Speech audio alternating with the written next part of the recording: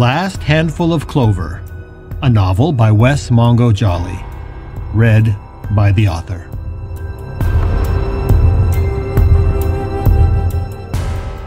Book 3, The Stone in the Stream.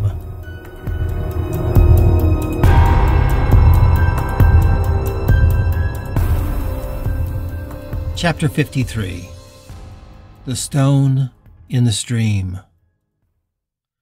June 16th, 8:15 p.m. The desert was infused with the rich amber light of the setting sun. Those who have hiked in the desert know how still it can become, especially during the hours approaching sunset.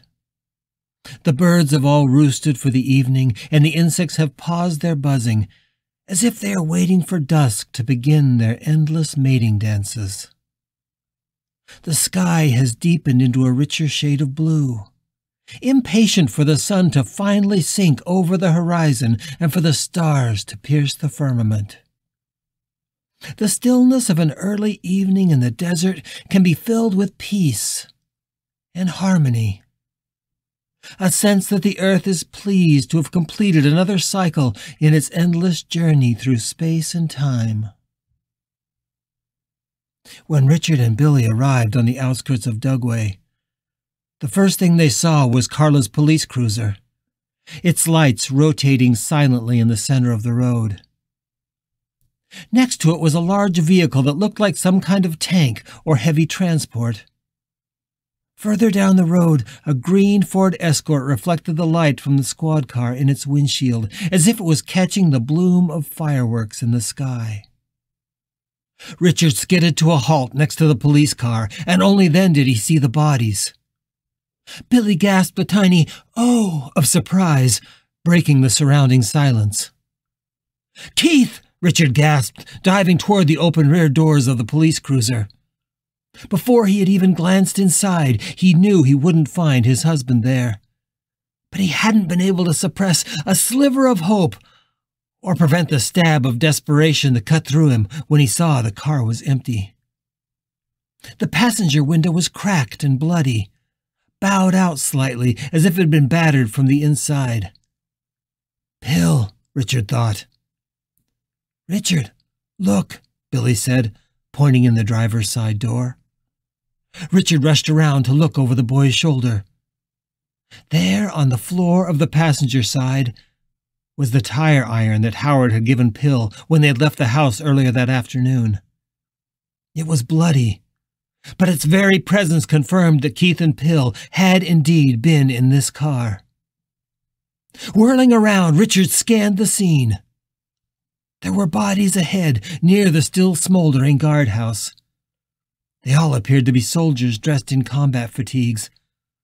Most of them were 100 feet down the road, near the burning guard shack. But there was one body much closer. It was less than a dozen feet away, and he rushed to it. Looking down, he saw that beads of blood were still oozing from a wound in the man's head, and that although the pools on the ground were no longer expanding, the blood was still rich and red. It looked like smooth enamel paint on the roadway. "They were here," Richard cried, "and not that long ago. We almost caught up to them. Where did they go?" He asked, but he saw instantly that Billy already knew. He looked at the boy, who was staring almost directly south, past the empty parking lot of the Mormon ward house they had passed just before the scene of this massacre. "Do you sense her?" Richard asked, grabbing the boy by both shoulders. "Billy, do you sense Maddie? Where is she?" Growing more pale, the boy didn't answer, but he lifted his finger and pointed out into the endless desert. "Lead me," Richard said. But Billy turned toward him, and there was such dread in his eyes that he was afraid the boy wasn't even hearing his voice. Richard squeezed Billy's shoulders harder and then shook him hard. "Billy, snap out of it! You've got to take me to Keith. We've got to follow them." To his relief, Billy shook off the state of shock he was falling into. "This way," the boy said. "But be careful. She's not alone. I can tell. She's with God now. She's practically vibrating with the thrill of it. I've never sensed her like this before. She's like a bomb waiting to go off. Richard, Maddie's never scared me before, but she scares me now." "Billy, I know, but we have to go, and we have to go now." He breathed an enormous sigh of relief as Billy began slowly moving toward the Mormon ward house. At first it appeared that Billy was heading for the front doors, but then he quickly cut to the right through the parking lot, first at a fast walk and then in a jog. He rounded the back of the lonely building and set out directly south, into the endless desert. Richard followed, wordlessly.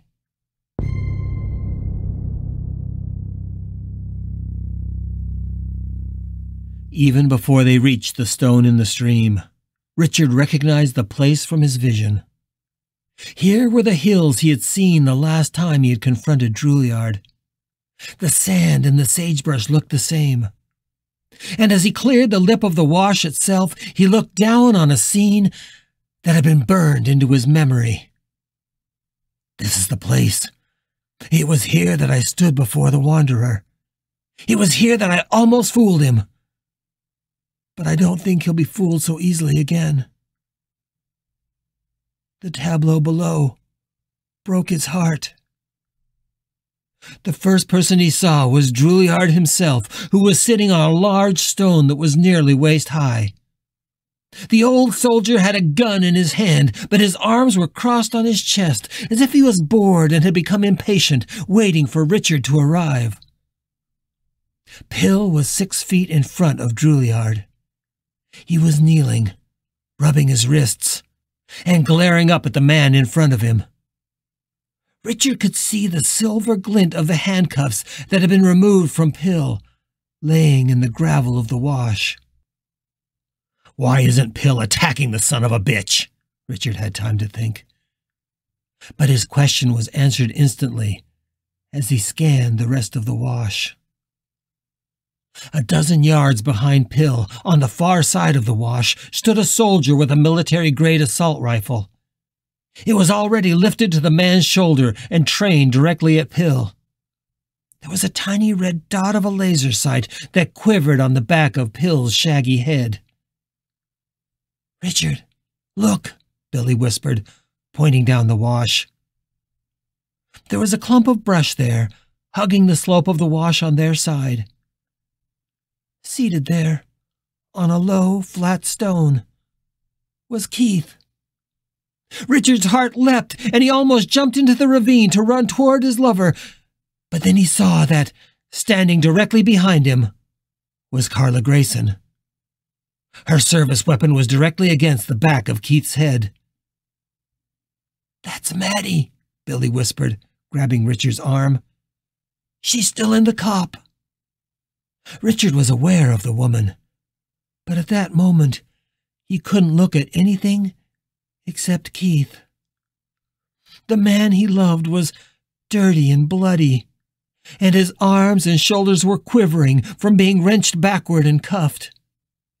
He was clearly in excruciating pain, and a cold sweat had broken out on his face.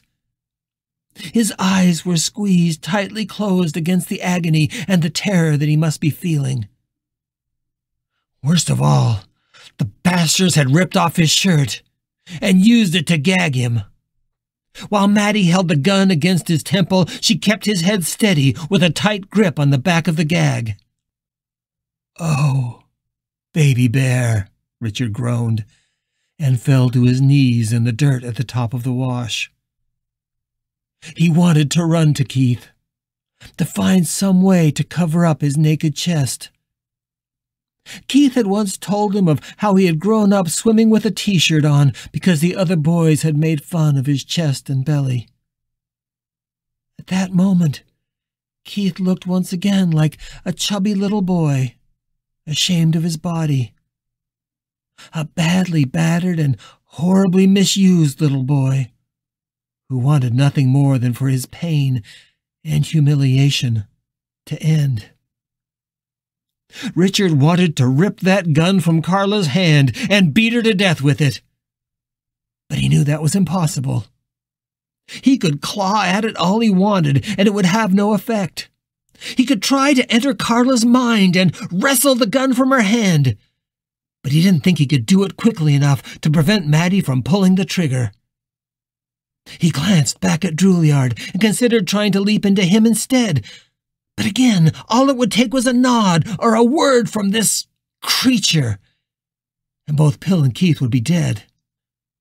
Richard felt totally helpless, and the frustration of it felt as if it would make his ghostly body burst into flames. He was only vaguely aware that both Pill and Juilliard had now turned and were looking directly at him. Of course, he thought. Only Pill and Juilliard are mediums. They're the only ones that can see me and Billy. Maddie is blind to us, and that other soldier must be too. They're taking their cues completely from the Wanderer. Pill said, loudly enough that everyone could hear, "Keith, Richard is here, and Billy too." Maddie hissed like a snake, her eyes darting around, clearly frustrated that she couldn't see the two men. Richard could almost feel her tightening the detective's finger on the handgun's trigger. Slowly, Richard rose to his feet and led Billy down from the embankment and into the wash. His eyes were locked on Juilliard, but he was aware that Billy had moved to his left and was walking toward Keith and Maddie. "Hello, Princess," Billy whispered. Richard turned and watched as his friend walked right up in front of the woman cop, but she didn't respond. She looked nervous, and the gun was wavering around Keith's temple. She clearly couldn't see him, but she could sense him, and it was making her jumpy. Billy must have sensed it too, because he immediately stepped back. "Hello, Richard," Juilliard said, pleasantly. Both Billy and Richard turned to look at him. "And hello, Billy, too. It's nice to see you both. In fact, how nice it is that two unsaved souls have decided to join us. And by us, I mean, of course, the living." Richard didn't speak, but he stared hard at Juilliard, his mind working, trying to think of some way to destroy this creature before he gave some silent signal for Maddie to kill the man he loved. Juilliard just smiled broadly and leaned back further on his rock. The gun in his hand hung loosely at his side. "You two must feel underdressed for this party," he said. "Not having flesh and all." Richard remained silent for the better part of a minute. And finally, Juilliard breathed a heavy sigh and levered himself up to a standing position in front of the rock. He turned and took a step toward Richard. "Come now, Richard. I know you're thinking all sorts of horrible things. In fact, I know you're trying to think of ways to destroy me, as useless as that is. But please, my friend, at least I'm actually talking to you. I can't hear you unless you speak. Or you could let me into your mind, if you prefer. A one-sided conversation really isn't any fun for anybody." Richard spoke, but his voice was low. Juilliard had to lean forward to hear. "You'll never be in my mind again, you psychopath." "Excellent," Juilliard said, clapping his bony hands. "He speaks." The old man leaned back against the rock. "We're here. Isn't that what you wanted?" Richard said evenly. It is indeed what I wanted. But how about you, Richard Pratt? What did you want? Why did you come here? You didn't have to. I came for Keith. Oh, really? Just Keith? Not the whole city? I must say, that's very gallant of you, but also very selfish. Don't you want to save everyone? No, Richard said flatly. Not everyone. I don't give a fuck about everyone. Just Keith. Ah, so you're willing to let me finish off the city, as long as you can have your little piggy fuckboy back. Is that what you're telling me? Richard, Billy said, but Richard ignored him. Is that an offer? He asked. Juilliard actually looked for a moment, as if he was thinking it over. No, I don't think it is. I don't need to offer you anything, Richard. I'm the one with the guns and the angels, after all. I'm the one that already has what you want. And in any case, Salt Lake is already doomed. Their dance of death will be over by dawn. So no, that wasn't an offer. So why are you bothering to talk to me? Why even bring me here? Why not just kill everyone and be done with it? Pill glanced at Richard sharply. Because, my dear friend, you amuse me. You have ever since you appeared in the hereafter. I found your pathetic quest to defy me to be so very much fun. But I'm sure you know that I've always been one move ahead of you. You knew we were playing chess, right? Chess is all about anticipation, my friend. In fact, let me tell you what you thought you'd do when you got here. Richard didn't speak. He just stared at the old man, hoping for a sign of some weakness that the creature possessed. But he was right. This was a chess game. And his opponent had all the pieces in all the right places. What little hope he had was already fading.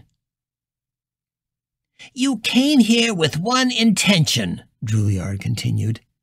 You planned to possess someone, anyone, and then you would use that innocent's body to kill me, hoping that would end what is happening and keep Keith safe.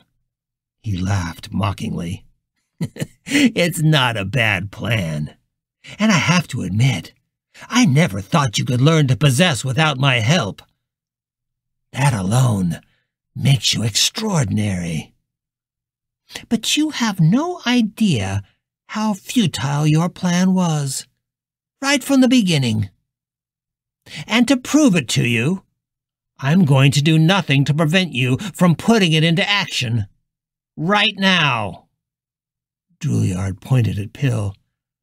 There is your innocent. His hands are free, and he's ready for you.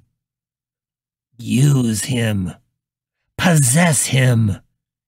And then you can take your best shot at me and see what happens. Richard glanced at Pill, then back at the old man. Despite himself, he also looked back at Keith and Carla Grayson. His mind was chewing over every possible choice he could make, hoping to find the one chess move that might give Keith even a slim chance of survival. Juilliard laughed and said, So, right now, you're trying to decide if you should try to possess either the cop or even me instead. Or maybe even our friend, the soldier with the rifle. But since you haven't tried, I think you figured out that attempting any of those would result in Keith and his big friend being killed instantly. I can see you know. So if you try to move toward anybody but Pill, I'll give the word and Keith will be dead. He twirled the gun on his finger now, like an old West gunslinger. And besides, What fun would that be? Certainly none for me. Richard looked at Pill, who was now staring directly into his eyes. His hands were free, and if Richard were to take him over, how quickly could he act? Pill wouldn't resist him, he was sure of that. He could be in control of the big man in seconds. But could he be fast enough? His chances didn't seem to be very good. But if he did nothing, Juilliard was eventually going to tire of this game. I'm waiting, Richard. Do you accept my offer? Go ahead. Take the big man. Use your fourth gift. You worked hard for it. I'm giving you a free pass. It's the only one you're likely to get. Richard took 2 steps toward Pill, but Billy was suddenly at his shoulder. Richard, don't, Billy hissed into his ear. The second that you're in Pill, that soldier will shoot. If he kills Pill instantly, it might take you with him. That's exactly what he wants. It's an easy way to be rid of you. Richard looked at the soldier, who still seemed oblivious to his very presence, waiting for some unknown signal from his god. But Billy was right. It was a simple plan. Get Richard in a body and then send him into the beyond.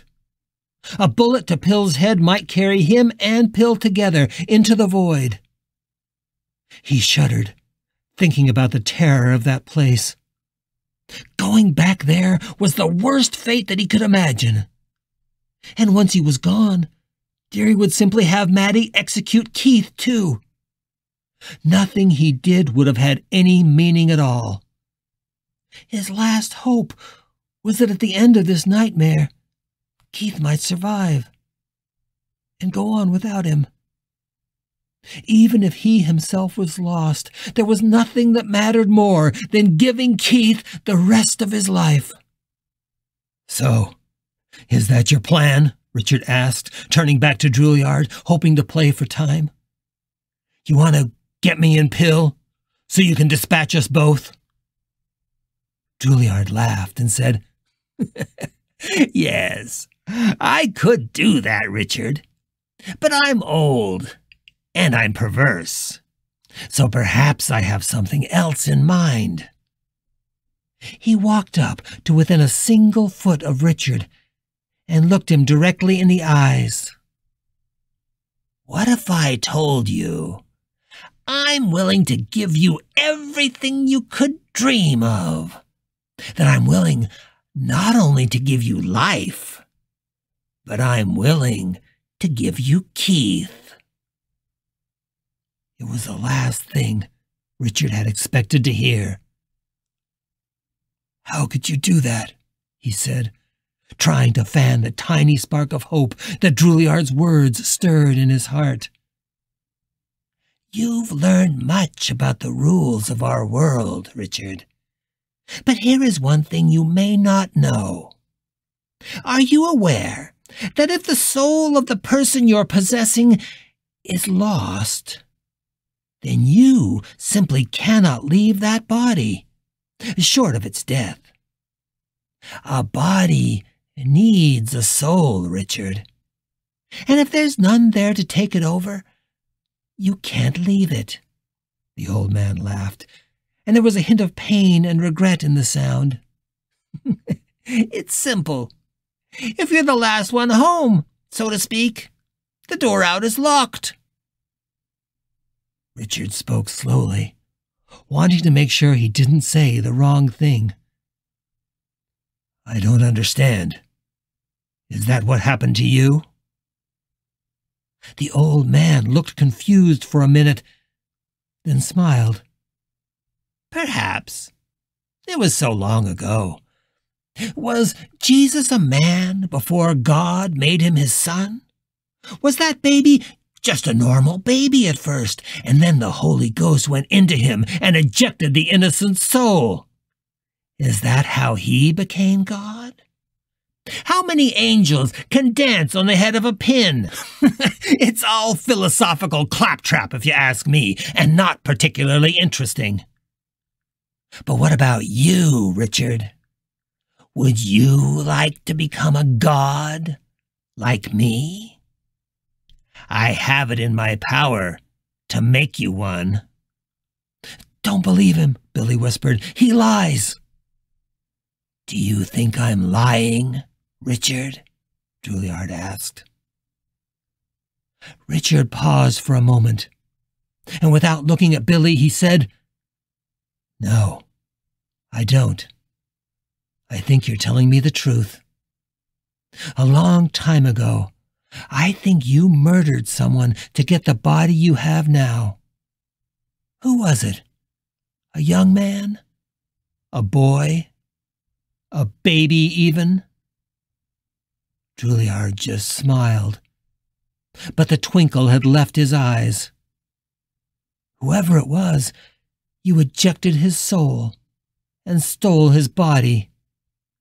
But that also trapped you inside there. Otherwise, you wouldn't be so afraid of me now. Oh, am I afraid? Juilliard asked, a huge grin on his face. Of course you're afraid, because you know you're vulnerable. If you could have escaped that skin, you would have, long ago. What's the point of suffering in an old and frail body if you could have a new one? No, I think you're stuck in that rotting husk. And now you're dying. So really, you can't win. It might not be today, but you're doomed. And I think you know it. Juilliard laughed so hard that he almost fell back against the rock. When he had recovered himself, he looked at Richard in astonishment. Richard Pratt! I underestimated you. Yes, you truly are a wonder. Thank you for making this so much fun. You really do think this is about me, don't you? Oh, you're so arrogant and so blind. But I can't help but be charmed by you anyway. Suddenly, Dearie looked up above the embankment of the wash. The shadows had grown long, and the sun was now touching the rim of the horizon. He looked suddenly impatient. If time wasn't so short, I could spar with you all day. But alas, we have work to do. A malevolent smirk crossed Juilliard's face, and his eyes suddenly looked very hard and cold. More like a snake's eyes, Richard thought. So, do you accept my offer? You possess this big man, and then I suck his soul out of him and send it into the beyond. Think of it, Richard. You will be an old soul in a new body. A new body that can touch and love and live a full and complete life with Keith. A body that can right all the mistakes you made. A body that will never again leave behind someone you love. The two of you can grow old. You can die peacefully many years from now, together. Richard tried not to picture it, but the images flooded his mind anyway. He could see Keith coming to Pill.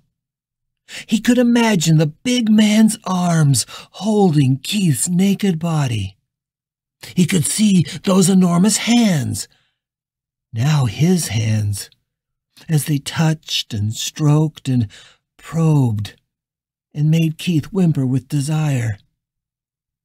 He could imagine the two of them walking together, hand in hand throughout the years, endless sunrises together, endless shared thoughts, shared words, shared caresses, endless nights of passion, their souls unburdened by the guilt and the shame and the loss that had defined him throughout his entire life.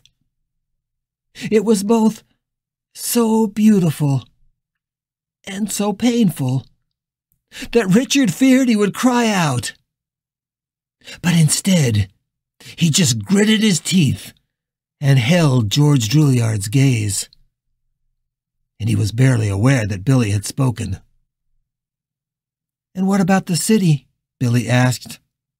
"Will the killing stop if Richard does this?" Drouillard laughed. "Oh no, Billy! The killing won't stop. It's not going to stop until every son of Brigham is dead and gone from this valley. It won't stop until the wild horses run free down the shattered streets of Salt Lake City. It's not going to be over until their despicable buildings collapse into ruin." "You can't believe that's possible," Richard said. "Oh, but I do. When I'm done with this valley, no invader will ever want to set foot in it again. It will be beautiful and clean and pure, the way it was." Richard laughed unexpectedly, and he saw it shatter the old man's smug grin.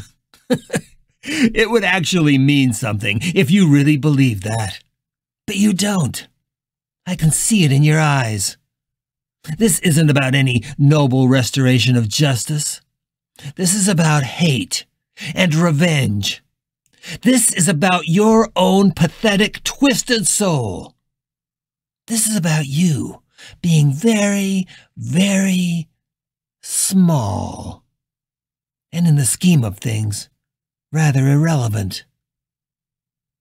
Drouillard's lips peeled back in a sneer, and his eyes grew tiny and hard.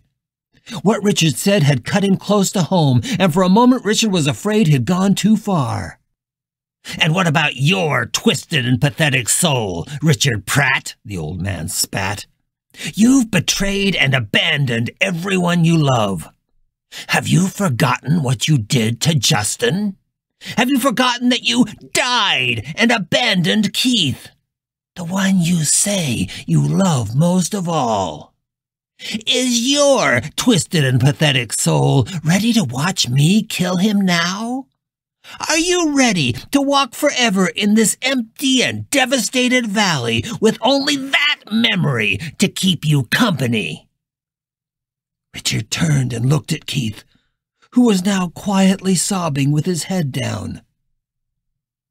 "But here is your salvation, kneeling before you," Drouillard said, gesturing an open palm towards Pill.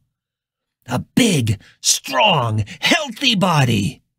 So young and so beautiful. This is how you keep Keith safe. This is how you heal him from all of your horrors." Richard's heart was torn, and his resolve was already weak. He looked at Keith, battered and bloody, with a gun to his head. He looked at Billy, whose eyes were begging him not to do this. And he looked at Pill, whose face was blank and unreadable, but whose hands twisted and flexed at the end of his massive arms as if they longed to rip the old man's head from his shoulders. "Pill," Richard began, but no more words came. There was terror in the big man's eyes, but also resignation and a deep weariness. The two passed a haunted, desperate look between them until Pill turned away. "Do what you need to do, Richard," he said. "Don't, Richard," Billy said. "He'll kill you, and we'll have lost everything." The last bit of Richard's resolve snapped in that instant. Knowing that Billy was probably right, he nevertheless felt himself moving toward Pill.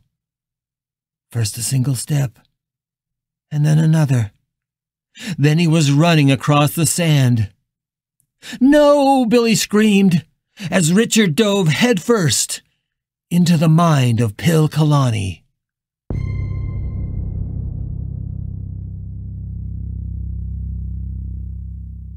Richard expected to die. He expected to feel the bullet enter his brain before he could even open his eyes again. And a part of him actually hoped that he would. It would mean the end of this pain, and even if he was thrown back into the void, at least he would be free of the Wanderer's torture. When he opened his eyes, he was instead looking into the barrel of Juilliard's gun. The old man had lifted it instantly and was now holding it against his forehead. Against Pill's forehead. Richard winced and waited for a bullet to once again crash through his brain. But 1 second passed, and he was still there. Then 2. He heard Juilliard laughing. Excellent. Good job, Richard Pratt. But let me remind you that if you try to flee this body, even for an instant, then Keith is dead. And so is Pill. I'll kill them both, and I'll feast on your tears. So it's a good idea if you just stay put. At least for now. Richard tried to use Pill's voice and found it difficult. The muscles were huge and bulky and not his own. He tried to move his hands, but they too were stiff. He was only slowly gaining mastery of the big man's body. He found it easy to master a mind, but having Pill's body instead of his own was like trading in a Volkswagen for a tank. It would take him a moment to get his wits about him. He needed to play for time. It feels nice, doesn't it? Juilliard said, leaning forward. I can imagine that it's a relief to have a real face again. A real pair of arms and a real pair of legs. He leaned forward, whispering. And a real cock. I imagine this beast has a pretty impressive slab of meat down there. Probably a nice big heavy set of balls, too. Balls like a bull. What do you think, Richard? Can you feel it? Why don't you put a hand down there and check out what you've got? Maybe give that big monster a squeeze. Richard felt himself slowly gaining mastery of Pill's muscles and did his best to filter out Juilliard's words. I bet Keith is going to love that sweet brown cock. But I guess I don't really know. Tell me, is your little piggy boy a catcher? I bet he is. He looks like the type. Fuck you, Richard managed to say. His voice was strange, deeper, and more resonant. The voice felt good, as if his ears had longed for the resonance of his own voice since he had died. Slowly, Juilliard leaned forward until his face was almost in Pill's, but he kept the barrel of his pistol pressed against the man's forehead. No, fuck you, Richard Pratt. You've made a mistake. Billy was right. I'm going to kill you, and then kill Keith as well. Richard looked up suddenly and met the old man's icy gaze. Now, no cheating.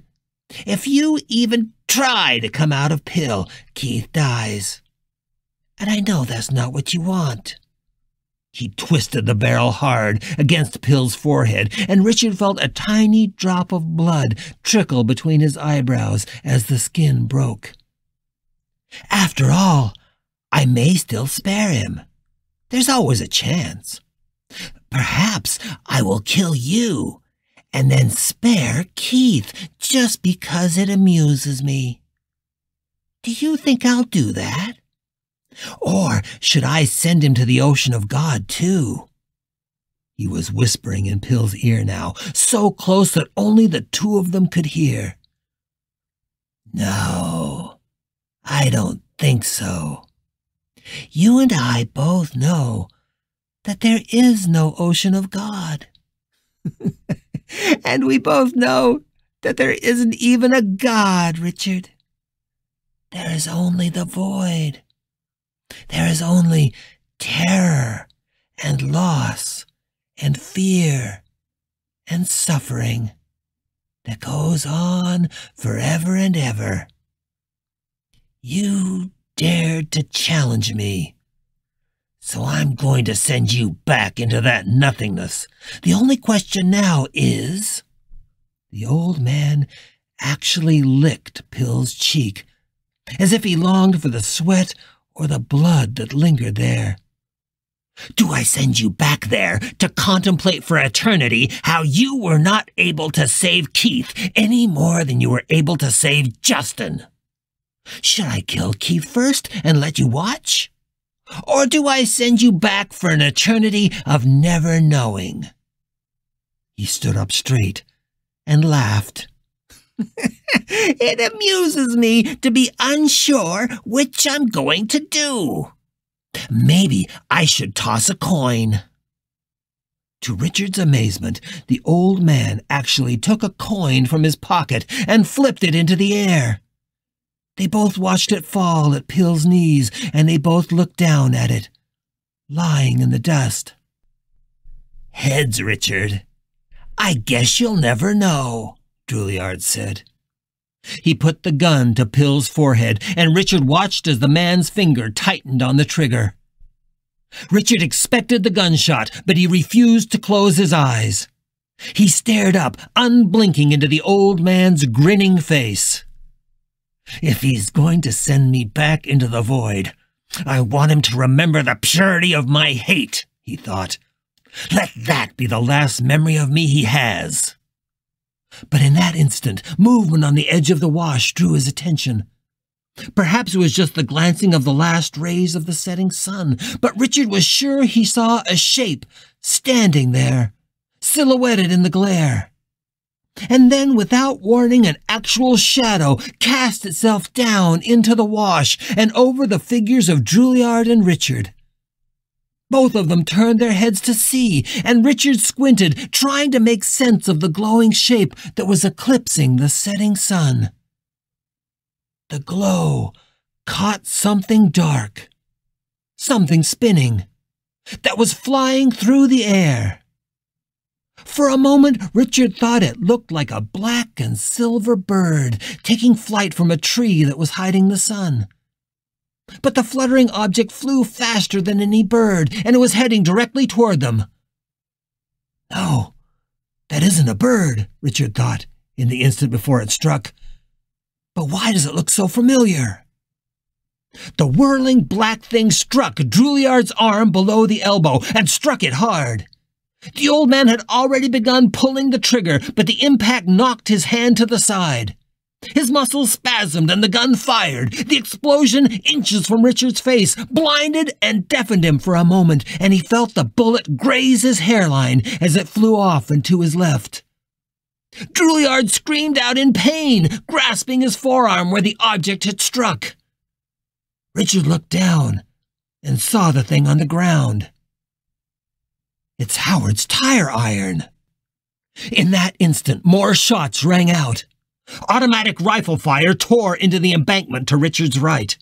Punctuating that burst was the sound of a single pistol shot, followed by the voice of Carla Grayson, screaming out in what sounded like pain or anguish or terror. Richard feared what that shot meant. Had Maddie done what she promised Drouillard she would do? Had she killed Keith? Maddie was still screaming, but the thought that his lover may be dead caused every ounce of rage Richard had ever felt to explode through Pill's body.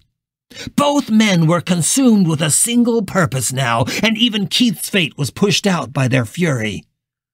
Drouillard was on his knees, cradling his bleeding right arm and screaming, "Shoot him! Shoot him!" But no bullets cut them down as Richard and Pill began to move.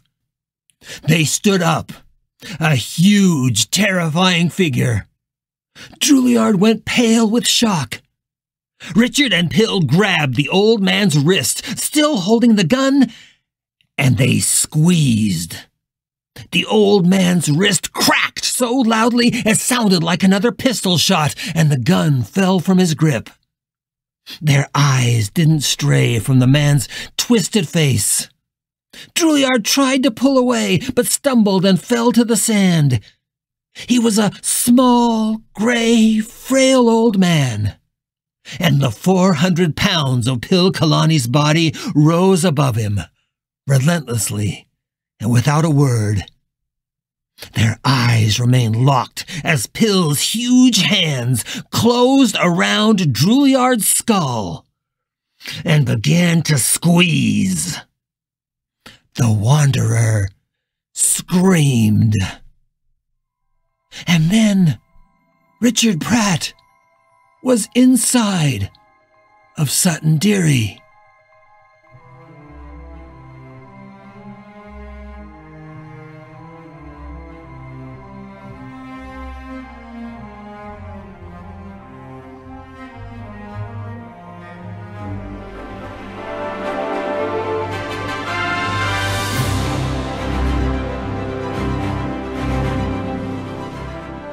You're listening to The Last Handful of Clover, a novel by Wess Mongo Jolley. If you're enjoying this audiobook, please consider supporting the author on Patreon. That's patreon.com/Wess Mongo Jolley. And for more information, check out the author's website at wessmongojolly.com. That's WESSMONGOJOLLEY.com. Thanks for listening and stay tuned for more episodes.